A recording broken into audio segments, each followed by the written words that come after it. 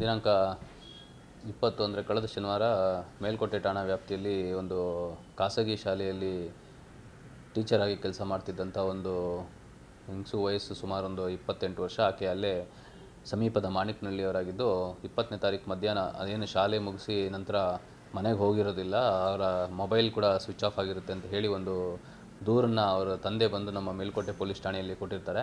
ಈ ಸಂಬಂಧ ನಮ್ಮ ಮೇಲ್ಕೋಟೆ ಪೊಲೀಸ್ ಠಾಣೆಯಲ್ಲಿ ಒಂದು ಮನುಷ್ಯ ಕಾಣೆ ಪ್ರಕರಣಗಳನ್ನ ನಾವು ದಾಖಲು ಮಾಡಿಕೊಂಡು ಏನು ಕಾಣೆಯಾದ ಮಹಿಳೆಯನ್ನು ನಾವು ಹುಡುಕೋ ಪ್ರಯತ್ನ ಮಾಡ್ತೀವಿ. ಆ ದಿನ ಸಂಜೆ ಮೇಲ್ಕೋಟೆ ಏನಿದು ಉಗ್ರ ನರಸಿಂಹಸ್ವಾಮಿ ದೇವಸ್ಥಾನ ಏನಿದೆ, ಆ ದೇವಸ್ಥಾನದ ಹಿಂಭಾಗದ ಕೆಳಗಡೆ ಅಂದರೆ ಏನು ಆ ಗುಡ್ಡದ ಕೆಳಗೆ ಈ ಕಾಣೆಯಾಗಿರೋ ಮಹಿಳೆಯ ಒಂದು ಗಾಡಿ ಸಿಗುತ್ತೆ.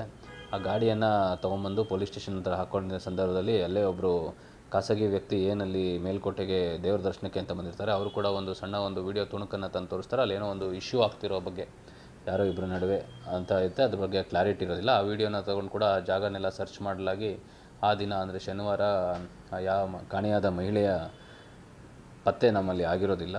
ಮತ್ತು ತದನಂತರ ತನಿಖೆಯನ್ನು ಮುಂದುವರಿಸಿ ಪೊಲೀಸರು ಸೋಮವಾರ ಕೂಡ ಅಂದರೆ ಭಾನುವಾರನೂ ಸರ್ಚ್ ಮಾಡಿ ಸೋಮವಾರ ಕೂಡ ಜಾಗಗಳಲ್ಲೆಲ್ಲ ಸರ್ಚ್ ಮಾಡುವಂಥ ಸಂದರ್ಭದಲ್ಲಿ ಮಹಿಳೆಯ ಕುಟುಂಬಸ್ಥರು ಮತ್ತು ಪೊಲೀಸರು ತಂಡ ಸರ್ಚ್ ಮಾಡುವಂಥ ಸಂದರ್ಭದಲ್ಲಿ ಒಂದು ಜಾಗದಲ್ಲಿ ಒಂದು ದೇಹನ ಯಾರೋ ಹೂತಾಕಿರೋ ಹಾಗೆ ಮಾಹಿತಿ ಸಿಗುತ್ತೆ.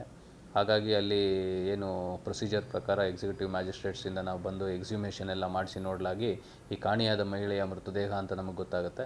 ನಂತರ ನಾವು ಈ ಕೇಸನ್ನು ಮರ್ಡರ್ ಕೇಸಾಗಿ ಕನ್ವರ್ಟ್ ಮಾಡಿಕೊಂಡು ಯಾರೋ ಈ ಮಹಿಳೆಯನ್ನು ಕೊಂದು ಏನು ದೇಹನ ಹೂತಾಕಿದ್ದಾರೆ ಅಂತ ಒಂದು ಕಂಪ್ಲೇಂಟನ್ನು ಅವ್ರ ತಂದೆ ಕೊಟ್ಟ ಮೇರೆಗೆ ಒಂದು ಮರ್ಡರ್ ಕೇಸಾಗಿ ನಾವು ಈ ಕೇಸನ್ನು ಕನ್ವರ್ಟ್ ಮಾಡಿಕೊಂಡು ತನಿಖೆ ಶುರು ಮಾಡ್ತೀವಿ. ತನಿಖೆ ಶುರು ಮಾಡಿದಂಥ ಸಂದರ್ಭದಲ್ಲಿ ನಮಗೆ ಬರೋ ಮಾಹಿತಿ ಏನಂದರೆ, ಅದೇ ಊರಿನ ಒಬ್ಬ ಯುವಕ, ವಯಸ್ಸು ಸುಮಾರು 22 ವರ್ಷ, ಆತ ಅದೇ ಮಾಣಿಕ್ನಳ್ಳಿ ನಿವಾಸಿಯಾಗಿದ್ದು ಈ ಏನೀಗ ಕೊಲೆಯಾದ ಮಹಿಳೆ ಇದ್ದಾರೆ ಇವ್ರ ಜೊತೆ ಕಳೆದ 1 ವರ್ಷದಿಂದ ಈಚೆಗೆ ಅವನ ಜೊತೆ ಸ್ನೇಹ ಇರುತ್ತೆ. ಆಗಾಗ ಅವರು ಫೋನ್ಗಳಲ್ಲಿ ಮೆಸೇಜ್ ಮಾಡೋದು, ಮಾತಾಡೋದು ಮತ್ತು ಭೇಟಿಯಾಗುವಂಥ ಒಂದು ವಾಡಿಕೆ ಮಾಡ್ಕೊಂಡಿರ್ತಾರೆ. ಮತ್ತು ಈಗ ಈ ಮಹಿಳೆಯ ಮೃತದೇಹ ಸಿಕ್ಕಿದ ನಂತರ ಹುಡುಗ ಊರಿಂದ ನಾಪತ್ತೆ ಆಗಿರ್ತಾನೆ. ಹಾಗಾಗಿ ನಮಗೆ ಸಂಶಯ ಬಂದು ಅವನನ್ನು ಹುಡುಕಲು ಶುರು ಮಾಡಿದಾಗ ಆತ ನಾಪತ್ತೆಯಾಗಿ ನಮ್ಮ ಹೊಸಪೇಟೆ, ವಿಜಯನಗರ ಜಿಲ್ಲೆಯ ಹೊಸಪೇಟೆಯಲ್ಲಿ ಅವನು ನಮಗೆ ಪೊಲೀಸರಿಗೆ ಪತ್ತೆ ಆಗ್ತಾನೆ.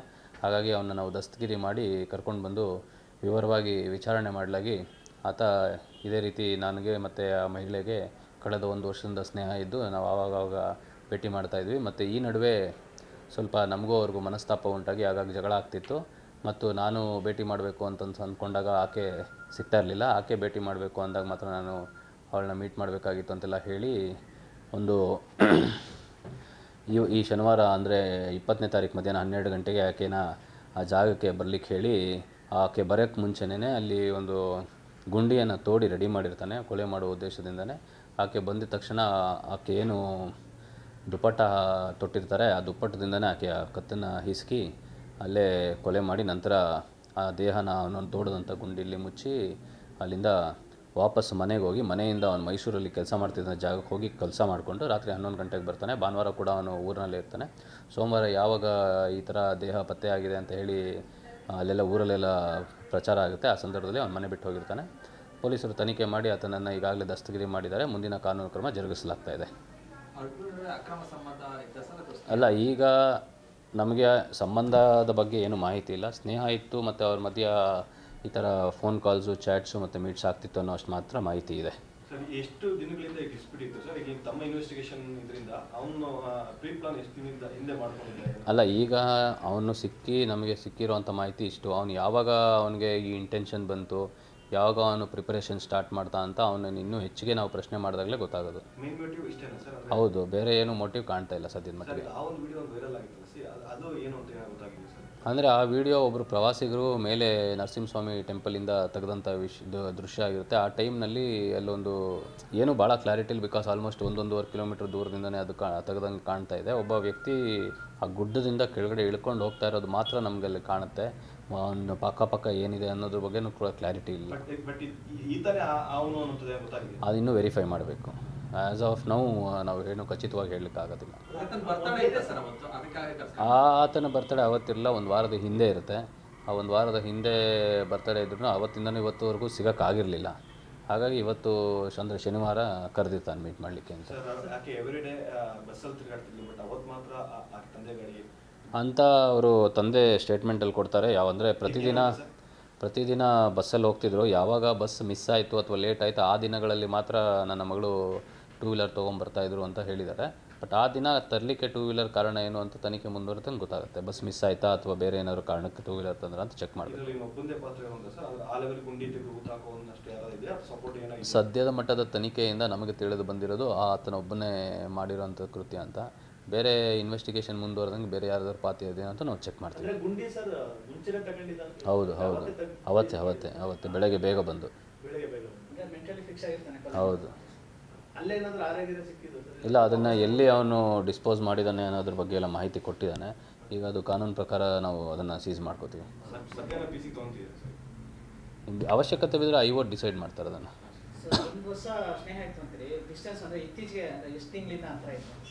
ಈಗ ಸದ್ಯಕ್ಕೆ ಅಷ್ಟೆಲ್ಲ ಏನೋ ಡೀಪಾಗಿ ಇನ್ವೆಸ್ಟಿಗೇಟ್ ಮಾಡಿಲ್ಲ. ಅವನ ಇನ್ನೂ ಕ್ವಶನ್ ಮಾಡಿದಾಗ ಅದು ಮಾಹಿತಿ ಬರುತ್ತೆ.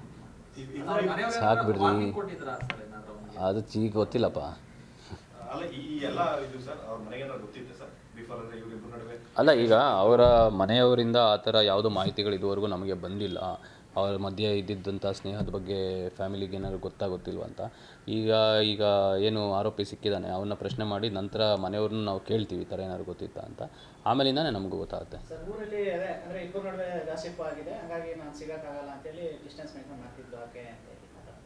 ಇನ್ನು ಗೊತ್ತಿಲ್ಲ ಅದ್ರ ಬಗ್ಗೆ ಐಡಿಯಾ ಇಲ್ಲ.